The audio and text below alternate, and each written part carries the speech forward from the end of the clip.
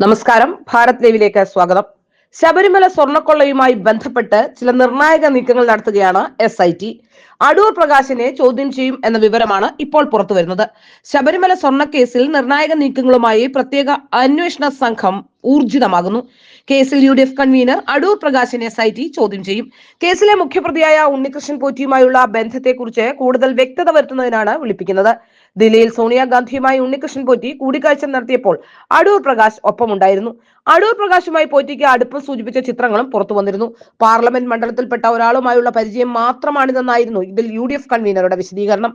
സുരക്ഷാ ക്രമീകരണങ്ങളുള്ള സോണിയാഗാന്ധിയുടെ അടുത്തെത്താൻ എങ്ങനെ പോറ്റിക്ക് കഴിഞ്ഞു എന്ന കാര്യത്തിൽ കോൺഗ്രസ് നേതാവായ അടൂർ പ്രകാശിന് വ്യക്തമായ മറുപടി ഉണ്ടായിരുന്നില്ല.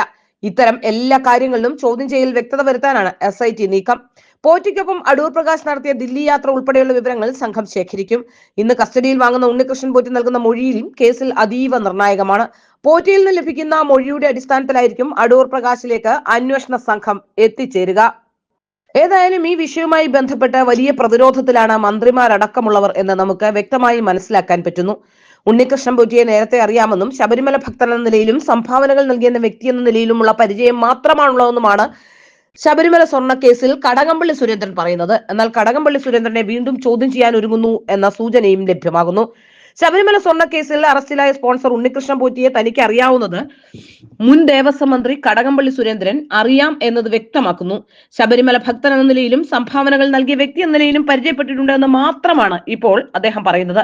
സ്വർണം പൂശാനായി ബോർഡോ വ്യക്തികളോ അപേക്ഷ നൽകിയിട്ടില്ലെന്നും സ്വർണം പൂശിയ കാര്യം ബോർഡ് സർക്കാരിനെ അറിയിച്ചിട്ടില്ല എന്നും മന്ത്രി എന്ന നിലയിൽ തനിക്ക് ഒരു അറിവും ഉണ്ടായിരുന്നില്ല എന്നൊക്കെയാണ് ഇപ്പോൾ കടകംപള്ളി പറഞ്ഞു വെക്കുന്നത്. മുൻ മന്ത്രി എന്ന നിലയിൽ അറിയാവുന്നതെല്ലാം പറഞ്ഞു എന്നാണ് ചോദ്യം ചെയ്യൽ സ്ഥിരീകരിച്ചുകൊണ്ട് കടകംപള്ളി സുരേന്ദ്രൻ പ്രതികരിച്ചിരുന്നത്. സ്വർണ്ണ കേസിൽ അറസ്റ്റിലായ തിരുവിതാംകൂർ ദേവസ്വം മുൻ പ്രസിഡന്റ് പത്മകുമാറിന്റെ മൊഴി അനുസരിച്ചാണ് അന്വേഷണ സംഘം കടകംപള്ളിയുടെ മൊഴി രേഖപ്പെടുത്തിയത് എന്നാണ് വിവരങ്ങൾ. ശബരിമല സ്വർണ്ണക്കേസിൽ മുൻ ദേവസ്വം മന്ത്രി കടകംപള്ളി സുരേന്ദ്രനെയും മുൻ ദേവസ്വം ബോർഡ് പ്രസിഡന്റ് PS പ്രശാന്തിനെയും പ്രത്യേക അന്വേഷണ സംഘം നേരത്തെ ചോദ്യം ചെയ്തിരുന്നു. ഇനിയും ചോദ്യം ചെയ്യാൻ സാധ്യതയുണ്ട് എന്നാണ് മനസ്സിലാക്കാൻ സാധിക്കുന്നത്. സ്വർണ്ണക്കൊള്ളയുമായി ബന്ധപ്പെട്ട് വളരെ നിർണായകമായ ചോദ്യം ചെയ്യലാണ് നടന്നിരിക്കുന്നതെന്ന് SITയും സ്ഥിരീകരിക്കുന്നു. കഴിഞ്ഞ ശനിയാഴ്ചയാണ് 2 മണിക്കൂർ വീതം നീണ്ടുനിന്ന ചോദ്യം ചെയ്യൽ നടന്നത്. ഇനിയും ചോദ്യം ചെയ്യാൻ വിളിപ്പിക്കുമ്പോൾ അത് വ്യക്തമായും കടകംപള്ളിയിലേക്ക് നീളുന്നുണ്ട് എന്നാണ് നമുക്ക് മനസ്സിലാക്കാൻ സാധിക്കുന്നത്.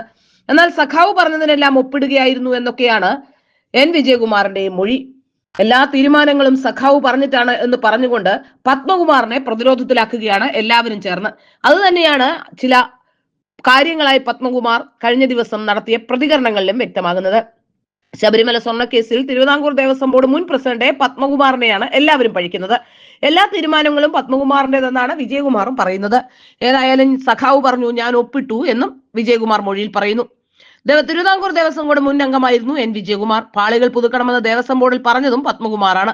സർക്കാരിന് ഇനിയും നാണക്കേട് ഉണ്ടാക്കണ്ട എന്ന് കരുതിയാണ് കീഴടങ്ങിയതെന്നൊക്കെ വിജയകുമാർ പറയുന്നുണ്ട്. കാര്യങ്ങളെല്ലാം അറിയുന്നത് പത്മകുമാറിനാണ് എന്നും സഖാവ് പറഞ്ഞപ്പോൾ ഒപ്പിടുക മാത്രമാണ് ചെയ്തതെന്നും മൊഴി ഇവിടെ പുറത്തു വരുമ്പോൾ തീർച്ചയായും പ്രതിരോധത്തിലാകുന്നത് പത്മകുമാർ തന്നെയാണ്. പത്മകുമാറിനെ കൈവിട്ട് തന്നെയാണ് CPM-ഉം നിൽക്കുന്നത് എന്നാണ് നമുക്ക് മനസ്സിലാക്കാൻ സാധിക്കുന്നത്. CPM-ന്റെ ഭാരവാഹിത്വത്തിൽ നിന്നും നീക്കാത്തത് വലിയ ദോഷം CPM-ന് നീക്കിയാൽ ഉണ്ടാകും എന്ന തിരിച്ചറിവിന്റെ അടിസ്ഥാനത്തിലാണ് എന്നാണ് മനസ്സിലാക്കാൻ സാധിക്കുന്നത്.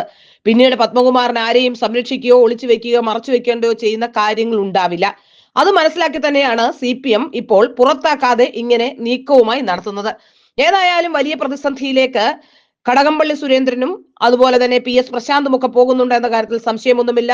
ഉടൻ തന്നെ ഇരുവരുടെയും ചോദ്യം ചെയ്യലും മിക്കവാറും അറസ്റ്റും ഉണ്ടാകാനുള്ള സാധ്യതയുമുണ്ട്. ഇതിൽ അടൂർ പ്രകാശിനെ കൂടി ചോദ്യം ചെയ്യുന്നതോടുകൂടി ഇടത് വലത് മുന്നണികളുടെ പൊള്ളത്തരം ഈ വിഷയത്തിലെ വ്യക്തമാവുകയാണ്.